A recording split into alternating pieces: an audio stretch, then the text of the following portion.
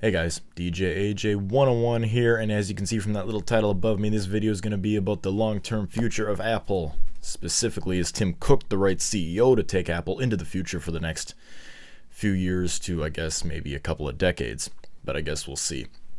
Now, there's been a lot of speculation about this, and I wanted to make a video on this in a while, and I actually saw an article on Mac Rumors today that that made me want to make this video. But let me first start off with what I've kind of been wanting to make a video about to begin with. There's been a lot of speculation about Tim Cook being the right CEO for Apple in the long run. Yes, as we've heard, Tim Cook is a brilliant micromanager, as we've seen on Steve Jobs, past 2 medical leaves, and now, of course, he's the full-time CEO since Jobs' passing back this past October. But a lot of people are beginning to speculate whether he's the right guy in the long term. As we, of course, know, Steve had a long-term vision for Apple, and products, as we've heard already on many sites, are more than likely locked up for at least the next 4 to 5 years in Apple's long-term future in their pipeline. So we know that those are pretty good, and Tim Cook should be able to micromanage, all these projects and be able to make the right decisions, hopefully to put these products, into a skyrocketing success, hopefully. But we'll have to wait and see. But a lot of speculation has been in that, is Tim Cook really the right visionary for Apple? As we all know, Steve Jobs anyway, was a brilliant presenter. He was a brilliant visionary. He was a brilliant micromanager. He pretty much had a little bit of everything that made Apple Apple. And right now, I think there's a few key components that might be missing in Tim Cook's role, especially as far as the visionary is concerned, especially being able to see what the consumer is going to want, what really Apple can re-revolutionize and turn into the next 21st century product, like they had done with the phone, the tablet, and really the iPod even before that, making it really the mainstream music player.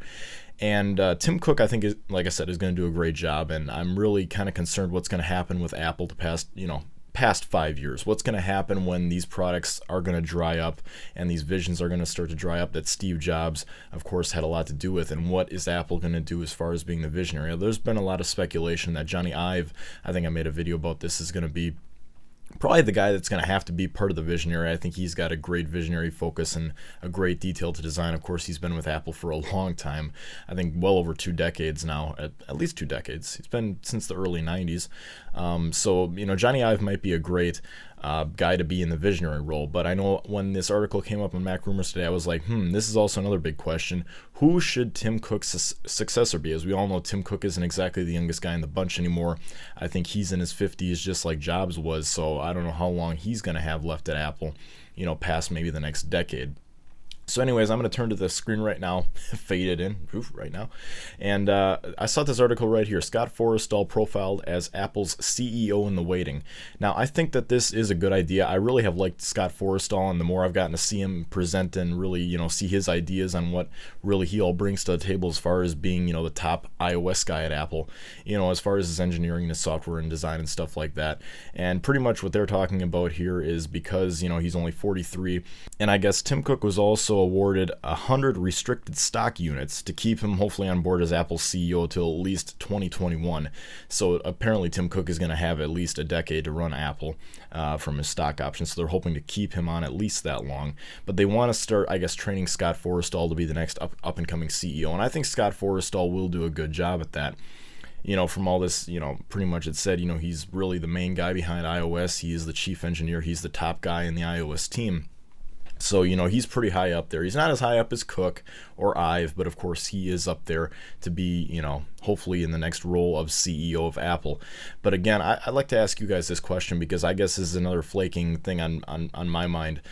Is he going to be the right guy to really be the product guy, or is that really going to be Jony Ive's kind of a deal? Is he going to be able to see the light and say, we should really do this because this is what the consumer is going to want, kind of like what Jobs would do, and he just kind of recreate, all these crazy schemes and make them happen and turn them into reality, like with the iPhone and the iPad, just really reimagining what really can be done with these devices, along with the teams at Apple.